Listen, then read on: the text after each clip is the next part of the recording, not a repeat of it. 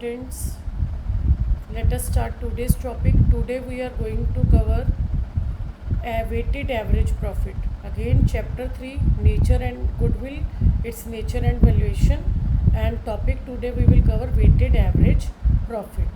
So weighted average profit बच्चे वैसे ही है जैसे हमने एवरेज प्रॉफिट मेथड यूज़ किया था.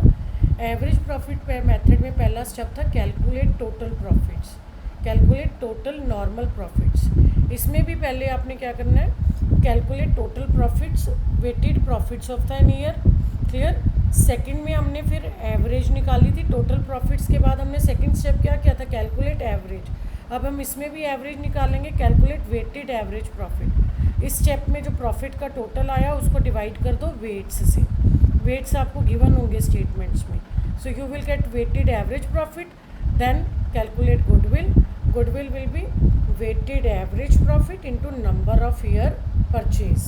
So number of year purchase, as I have told you earlier also, number of year purchase means number of years for which firm is likely to earn same amount of profit. Number of years for which firm is likely to earn same amount of profit. कितने साल आप मान कर चलते हो कि जो profits आप आज कमा रहे हो, वेटेड जो एवरेज आपको आज की डेट में आ रही है, वही सेम प्रॉफिट्स आप फ्यूचर में कितने साल कमा सकोगे, उसको हम क्या बोलते हैं, number of year purchase.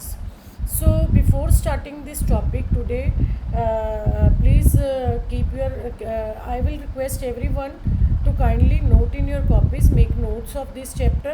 I have covered key points to cover these questions whenever you will solve illustrations as well as whenever you will solve unsolved. These three adjustment you will find everywhere.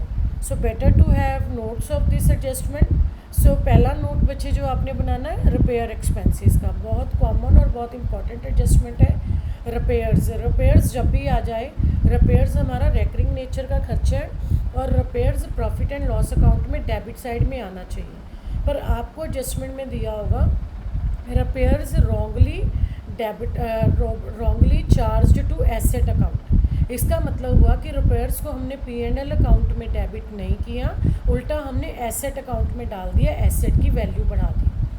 For example 10,000 की repairs थी, वो मैंने machinery की repairs थी, वो machinery account में add कर दी.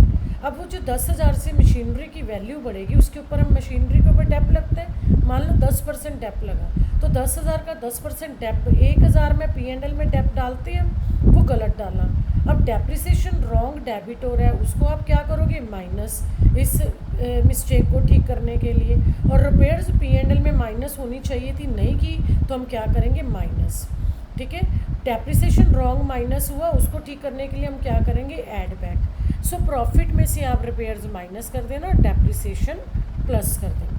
Clear. आपकी बुक की इस चैप्टर की जो इलस्ट्रेशन 5-6 है उसमें ये कवर होगा, ध्यान से देखना.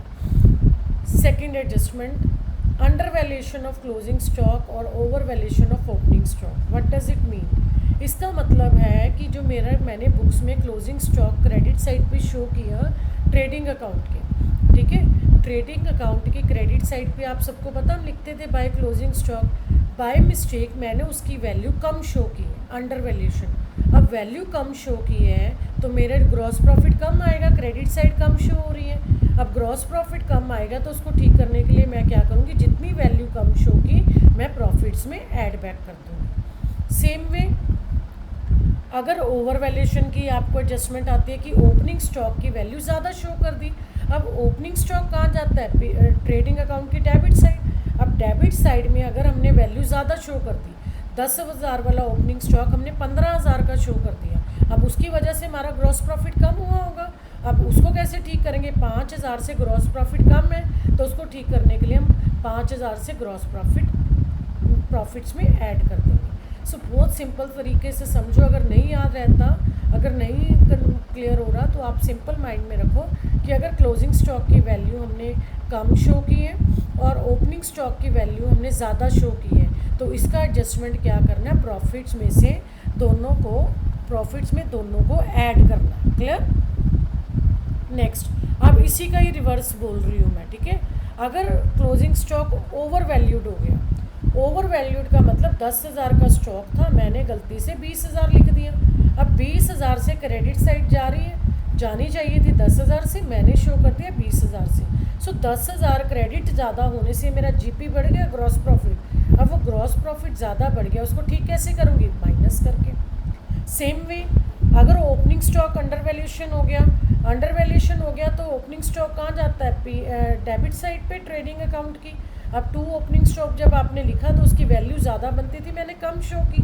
अब कम शो करने से डेबिट साइड खर्चे होते हैं, अब कम शो होगा तो मेरे प्रॉफिट्स ज़्यादा शो हो रहे हैं, गलत हो रहे हैं शो, उसको मैं ठीक कैसे करूँगी? Will be subtracted from profit. So keep in mind always under valuation of closing stock and over valuation of opening stock को हमने क्या करना है? प्रॉफिट्स में ऐड करना है। और over valuation of closing stock and under valuation of opening stock को हमने क्या करना है? माइनस करना है प्रॉफिट्स में से। Clear? Now coming to example, weighted average profit बहुत सिंपल है। क्लियर? सो 1 2 3 4 एंड 5 ईयर्स के हमें प्रॉफिट्स दिए हुए हैं। ठीक है? Calculate value of goodwill on the basis of 3 year purchase of weighted average profit. Weights are given 1 2 3 4 and 5। जैसे स्टूडेंट्स आप +1 स्टैट्स में करते हो वेटेड मीन, इसी तरह से हमें यहाँ क्या निकालने हैं? Weighted average profit. अब इसमें आप क्या करोगे? ये 2 कॉलम तो आपको स्टेटमेंट में दिए ही हुए थे, ईयर और प्रॉफिट्स। आप प्रॉफिट्स में क्या कर दोगे? वेट्स आपको गिवन है, प्रॉफिट और वेट्स को मल्टीप्लाई कर देना। पहला स्टेप होता है calculate weighted profit. Weighted profit कैसे निकालते हैं? प्रॉफिट्स इंटू वेट्स, इसका टोटल कर लो। सो आपके पास टोटल वेटेड प्रॉफिट आ गए। टोटल वेटेड प्रॉफिट्स को टोटल वेट्स से डिवाइड कर दो। ठीक है? वेटेड प्रॉफिट का टोटल कितना है? 6,96,000। वेट्स का टोटल कितना आया? 15। सो वेटेड प्रॉफिट को टोटल वेट्स से डिवाइड कर दो, you will get weighted average profits. Now calculate goodwill. Goodwill का फॉर्मूला क्या होता है? पिछले वाले हमने एवरेज प्रॉफिट्स में क्या किया था? Average profit into number of year purchase. अब आप क्या करोगे? Weighted average profits into number of year purchase. So you will get the answer of goodwill. Clear? So simple, profits और वेट्स को मल्टीप्लाई करो। जब आप मल्टीप्लाई करते हो तो उसको आपने क्या लिखना है? Weighted profit. ये तीनों कॉलम आपको बुक में दिए होंगे, year, profits and weight. Profit और वेट को मल्टीप्लाई करो, वेटेड प्रॉफिट आ जाएंगे, उसका टोटल कर लो। टोटल वेटेड प्रॉफिट्स को वेट्स के टोटल से डिवाइड करो, you will get average weighted profit. Goodwill कैसे आएगा? Weighted average profit into number of year purchase. So hope so it is clear. So calculation of weighted average goodwill when adjustments are given.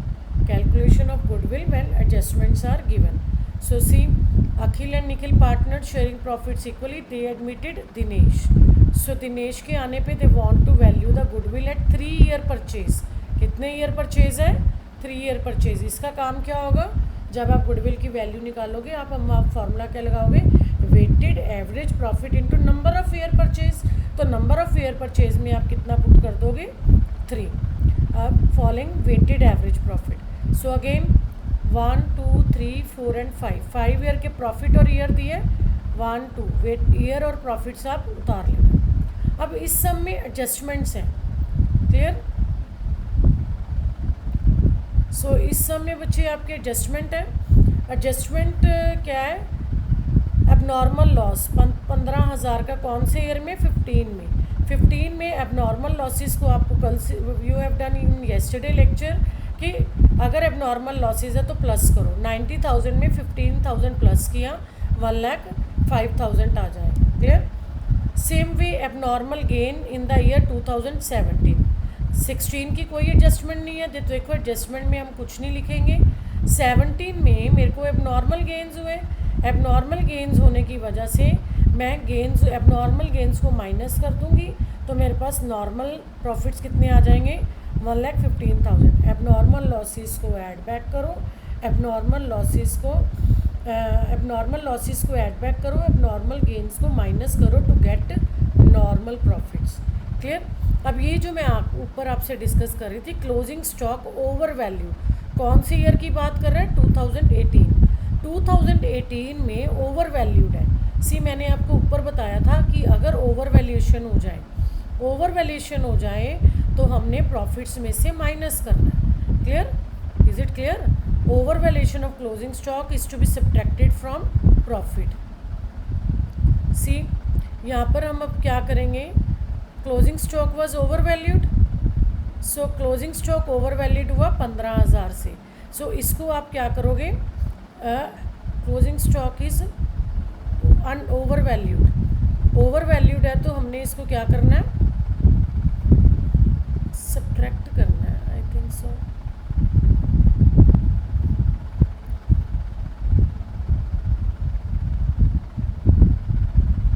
हाँ yes, closing stock over valued है। मैं actually ये देख रही थी, मुझे लग रहा था ये प्लस क्यों कर रहा है। बिल्कुल ठीक है, क्लोजिंग स्टॉक अगर ओवर वैल्यूड है तो जिस साल की बात हो रही है उस साल सब्ट्रैक्ट करना है।